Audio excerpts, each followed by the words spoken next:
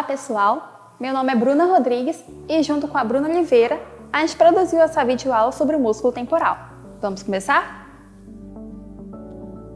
O músculo temporal, junto com os músculos pterigóideos e o músculo masseter, são os principais músculos que movimentam a mandíbula e por isso são denominados em conjunto de músculos da mastigação. Para saber mais sobre os músculos pterigóideos e o músculo masseter, veja os outros vídeos que estão no nosso canal. No vídeo de hoje, darei detalhes da anatomia do músculo temporal. Vamos começar? Os músculos temporais estão localizados na face lateral do crânio, com a maior parte de suas fibras ocupando um espaço denominado de fossa temporal. Ele é um músculo largo e em formato de leque. De acordo com a direção de suas fibras, seu ventre é dividido em 3 feixes, um anterior, um médio e um posterior, que convergem para um vasto tendão, tal como um leque aberto.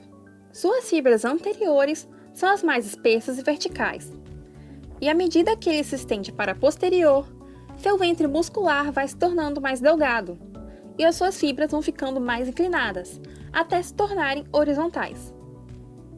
As relações anatômicas do músculo temporal são bem fáceis de compreender. Anteriormente, ele relaciona-se com os ossos zigomático e frontal, medialmente com a parede óssea da fossa temporal, que está constituída pelos ossos frontal, esfenoide, parietal e temporal.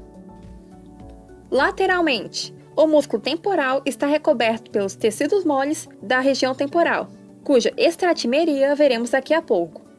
Ainda lateralmente, porém sua parte mais inferior, ele também relaciona-se com o arco zigomático. Superficialmente, o músculo temporal está recoberto pela pele, pela tela subcutânea, pela fáscia temporoparietal, pelo tecido subaponeurótico frouxo e pela fáscia do músculo temporal. A fáscia temporal contém e protege o músculo. A fáscia temporal se fixa no processo frontal do zigomático, na linha temporal superior e, inferiormente, na margem superior do arco zigomático. Nesse corte frontal da cabeça, podemos observar que a fáscia temporal, antes de se prender na margem superior do arco zigomático, divide-se em 2 lâminas, uma superficial e uma profunda, que abraçam a margem superior do arco zigomático. Entre essas 2 lâminas, notamos a presença de tecido adiposo, que é contínuo com o que ocupa as regiões adjacentes.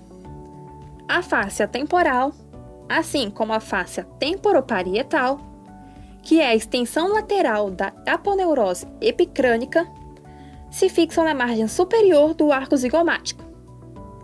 Elas se contrapõem à força do músculo masseter, que traciona o arco zigomático inferiormente. Isso explica por que as fraturas de arco zigomático não resultam em seu grande abaixamento, ou seja, o nível ligeiramente mais baixo do arco zigomático é mantido pela ação das fáscias temporal e temporoparietal. Outro fator a ser considerado, tendo em vista a estratimeria da região, são os hematomas. Se eles forem supraaponeuróticos, sua propagação será dificultada, uma vez que a tela subcutânea da região é rica em fibras colágenas, e tal fato dificulta sua difusão através do tecido. Quando eles são subaponeuróticos, entre a fáscia temporoparietal e a fáscia temporal, eles ficarão restritos à fossa temporal, devido à inserção dessas fáscias no arco zigomático. Porém, se os hematomas estiverem profundamente à inserção da fáscia temporal, eles poderão se difundir para a região infratemporal, devido à continuidade do tecido adiposo entre essas regiões. No exame clínico do paciente, é importante fazermos a palpação do músculo temporal. O primeiro passo é pedir ao paciente para ocluir os dentes, pois assim os músculos temporais irão se contrair e as fibras anteriores, médias e posteriores poderão ser facilmente sentidas sobre a ponta dos dedos. Lembre-se que a palpação precisa ser feita bilateralmente. Quanto à palpação do tendão do músculo temporal, ela não pode ser realizada extraoralmente, visto que o tendão passa profundamente ao arco zigomático. Contudo, intraoralmente, o tendão pode ser parcialmente palpado na face medial do processo coronoide e também na margem anterior do ramo da mandíbula, quando o músculo apresenta uma inserção mais baixa. A origem do músculo temporal é na linha temporal inferior, no assoalho da fossa temporal e na superfície profunda da fáscia temporal, como veremos na próxima imagem. Nesse corte frontal, podemos notar a origem de suas fibras tanto no assoalho da fossa temporal, quanto na face profunda da fáscia temporal, o que determina uma morfologia bipenada ao ventre do músculo.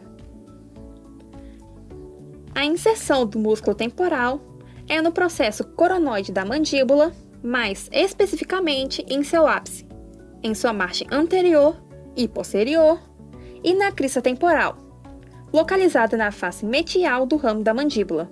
Em alguns indivíduos, sua inserção pode se expandir até a margem lateral do trígono retromolar.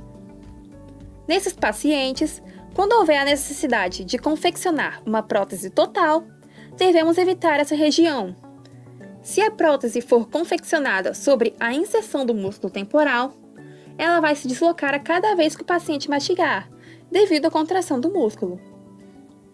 Quanto à ação, as fibras anteriores e médias do músculo temporal agem principalmente na elevação da mandíbula, sendo então sinérgicas aos músculos masseter e pterigóide medial.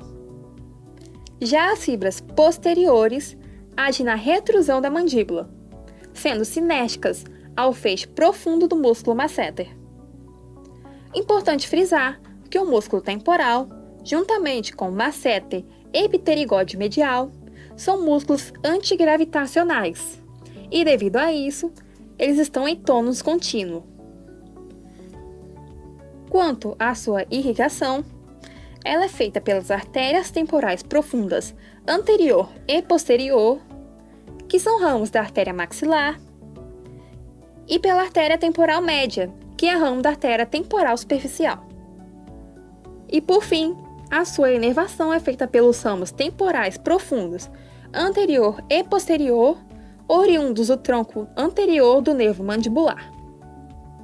E foi isso, pessoal! Caso tenha alguma dúvida ou queira complementar alguma informação, é só deixar aqui no comentário ou entrar em contato com a gente. Um abraço e até mais!